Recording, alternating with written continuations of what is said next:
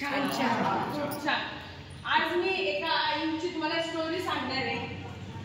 आईचं लग्न झालं, बाबांनी कधीही आईला कोणतीही वस्तू कमी पडू दिली नाही. त्यांचा संसार खूप चांगला चालत होतं. त्यांनी कधी डॉगला सुद्धा आईला नेलं नाही, कधी गरजच पडली नाही. खूप व्यवस्थित आई खूप कष्ट करत होते, बाबाही कष्ट करत होते. घर कुटुंब एकदम सुखी चालू होतं. अचानक 4 दिवसापासून आई खूप चिडचिड करायला लागली. घरच्यांना काहीच कळलं नाही की आई असं का करतायत. 4 दिवसानंतर रात्री संध्याकाळी 7 वाजता आईंना पॅनिकचा झटका आला. घरच्यांना तरीही कळलं नाही अचानक का होतंय म्हणून बाबांनी आणि त्यांच्या मुलांनी त्यांना हॉस्पिटलमध्ये नेले. तिथे माहिती झालं की आईंना पॅनिकचा झटका आला.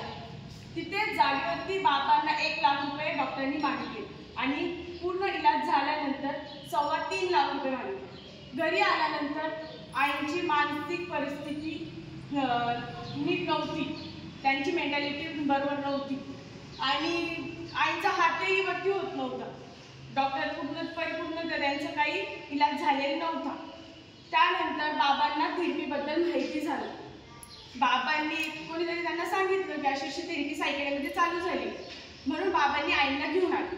आणि त्या दिवशीच आपल्या सगळ्यात मोठे डॉक्टर आलेले होते, डॉक्टर रिस्पेक्टेड डॉक्टर प्रेम जाधव सर.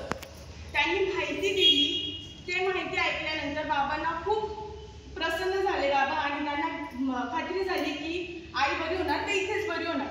बाबांनी खूप हट्ट केला पण आईचा विश्वास नव्हता.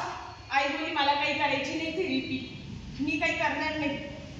दुसऱ्या दिवशी बाबांनी जबरदस्ती आईंना घेऊन आले. जबरदस्ती आम्ही त्यांना थेरपी दिली.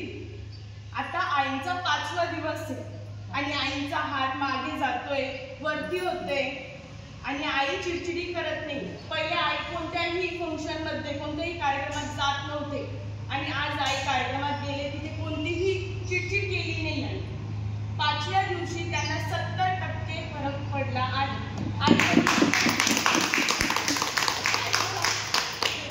पहिल्या हात वरती करताना दुसरा हात लागत होता. आता ते एका हाताने हातवरती करू शकतात आणि अंबाड्यांनी घालू शकतात. एवढा त्यांना फरक 5व्या दिवशीच झाला. आई हातवरती करून दाखवा. अरे वा,